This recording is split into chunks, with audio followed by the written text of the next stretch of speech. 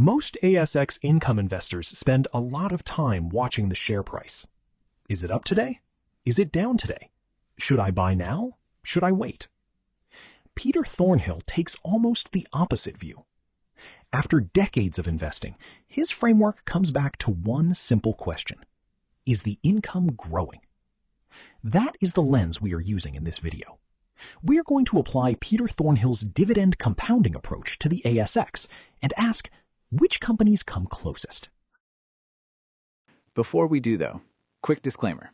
Nothing in this video is financial advice. I'm not a licensed advisor. This is purely educational. Do your own research. Talk to a professional if you need to. All right, let's go. Peter Thornhill is an Australian financial educator who began investing in the 1980s. He's the author of Motivated Money, a book that has influenced a generation of Australian income investors. His core argument is simple. The Australian share market, specifically the industrial sector, produces a growing stream of franked dividends. If you buy and hold quality industrial businesses and reinvest those dividends early, the income compounds over time. He's not a stock picker in the traditional sense. He doesn't build discounted cash flow models or predict earnings. He focuses on one thing. Is this business paying me more income every year than it did the year before? That's the entire framework. Thornhill's lens has three main rules. The first rule is industrial only. In his framework, that basically means avoiding miners, oil companies, and businesses where the dividend depends heavily on commodity prices. That is why BHP can be a great company but still fail this particular lens. The second rule is franked dividends. For Australian investors, franking credits can be a meaningful part of the total return. So a franked dividend and an unfranked dividend are not always the same, even if the cash yield looks similar. The third rule is growing income, not just a high yield today. The question is whether the dividend per share is higher than it was 10 years ago. That is the key idea. Industrial, franked, growing income. To apply this lens, we started with the ASX Industrials Index, roughly 200 companies.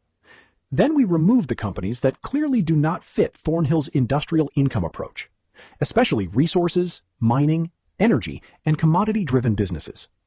That left roughly 140 non-resource industrial names. From there, we applied a basic quality filter. We removed very small companies, companies with less than 3 years of listed history, and names where the dividend record was too short or too messy to assess properly. Then we applied the three non-negotiables: industrial business, franked dividends, and dividend income that has grown over the long term. That narrowed the field sharply. For this episode, we are focusing on the companies that scored closest to the Thornhill lens. The clearest fit under this lens is AFIC, Australian Foundation Investment Company. Ticker, AFI. AFIC is a listed investment company, or LIC. Instead of owning one business, investors get exposure to a diversified portfolio of Australian companies. This matters because Thornhill has often preferred older-style LICs as a simple way to access long-term dividend income over time.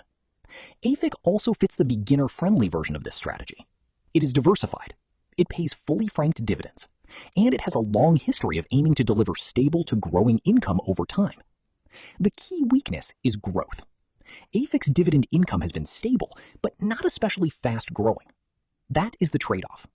You get smoothing and diversification, but you may give up some upside compared with owning the best individual industrial companies directly. So AFIC scores very well under the Thornhill lens, but it is not perfect. It is the cleanest fit, not necessarily the fastest dividend grower. One name you might wonder about is Washington H. Soul Pattinson, ASX SOL. Its dividend growth record is stronger than AFI's, and it is paid for over 80 consecutive years. But SOL owns around 20% of New Hope Corporation, a coal miner. That resources exposure fails Thornhill's first filter. The rule exists for exactly that reason. The second company worth discussing is Woolworths Group, ticker WOW. Woolworths fits the spirit of this lens quite well. It is an everyday essential retailer. It has a long operating history, it pays franked dividends, and people still buy groceries in good times and bad times. The reason it gets a partial score on 10-year dividend growth is the Endeavor Group demerger. That makes the clean 10-year comparison harder than it looks at first glance. So Woolworths fits the lens, but with a small asterisk. Now, BHP is the important contrast. BHP is one of Australia's biggest and most important companies. It often pays large, fully franked dividends.